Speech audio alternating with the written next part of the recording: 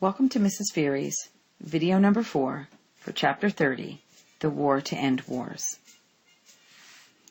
In this video, we're going to be talking about the treaty and its impact on future events.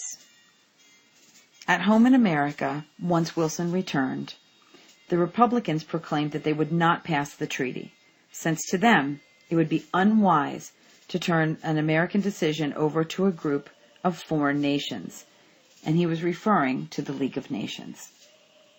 Opponents of the Versailles Treaty reasoned that America should stay out of such an international group and decide her decisions on her own, avoiding entanglements and alliances with other countries. This group was led by Henry Cabot Lodge, William Borah of Idaho, and Hiram Johnson of California, and these senators were all bitterly opposed to the League. Upon seeing Wilson's lack of support, the other European nations had stronger bargaining chips, as France demanded the Rhineland and the Saar Valley, but they did not end up receiving it. Instead, the League of Nations got the Saar Basin for 15 years, and then they had to let it vote to determine its own fate. And Italy demanded Fiume, a valuable seaport which was inhabited by both Italians and Yugoslavs. The Italians went home after Wilson tried to appeal to the Italian people, while France received a promise that the U.S. and Great Britain would aid France in case of another German invasion, and this promise will come into play once we get to World War II. Japan had also wanted the valuable Shantung Peninsula and the German islands in the Pacific, and Wilson opposed this, but when the Japanese threatened to walk out, Wilson was forced to compromise and let Japan keep Germany's economic holdings in Shantung, which outraged the Chinese. The Treaty of Versailles was forced upon Germany under the threat that if it didn't sign the treaty, the war would resume. When the Germans saw that Wilson had compromised to get his League of Nations passed, they cried betrayal, because the treaty did not contain very much of the original 14 points that they had hoped the treaty would be based on. Wilson was not happy with the treaty either, sensing that it was inadequate, and his popularity was dropping, but he did make a difference in that his going to Paris prevented the treaty from becoming purely imperialistic.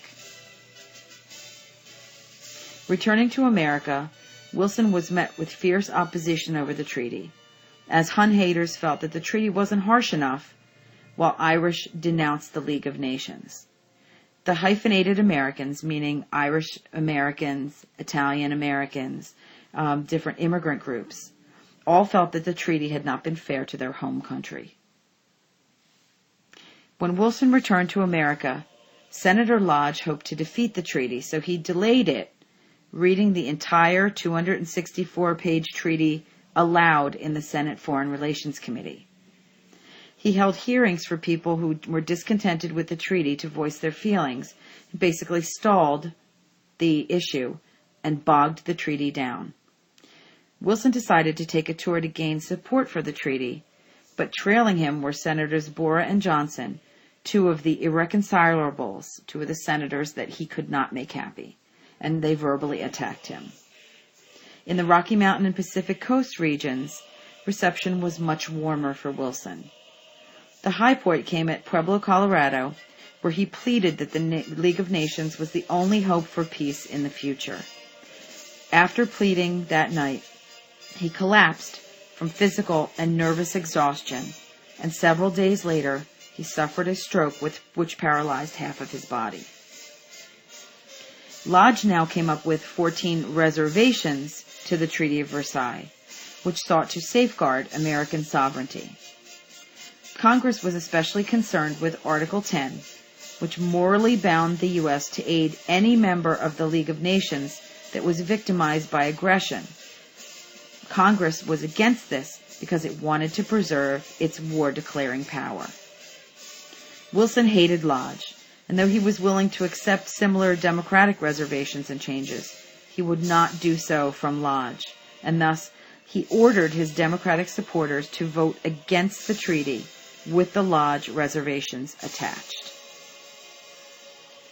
On November 19th, 1919, the Treaty of Versailles was defeated by a vote in the Senate, or in Congress, from 55 to 39. About 4/5 of the senators actually didn't mind the treaty, but unless the Senate approved the pact with the Lodge reservations tacked on, it would fail completely.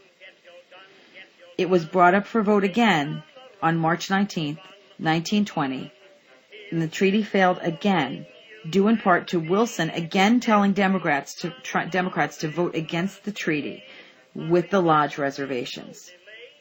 Wilson's feud with Henry Cabot Lodge, compounded with U.S. isolationism, tradition, and the disillusionment from the end of the war, all contributed to the failure of the treaty. But Wilson really has to share the blame as well, since he stubbornly went for an all-for-nothing attempt at passing the treaty, and so he received nothing. Wilson had proposed to take the treaty to the people with a national referendum, but that would have been impossible. In 1920, the Republican Party was back altogether, thanks in part to Teddy Roosevelt's death in 1919, and so it devised a clever platform that would appeal to pro-League and anti-League factions of the party. They chose Warren G. Harding as their candidate in the smoke-filled room, with Calvin Coolidge as the vice presidential candidate.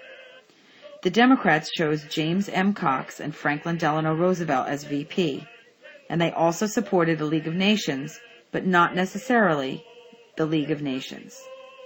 Warren G. Harding was swept into power. U.S. isolationism doomed the Treaty of Versailles and indirectly led to World War II, because France, without an ally, built up a large military force, and Germany, suspicious and fearful of what France was doing, began to illegally do the same.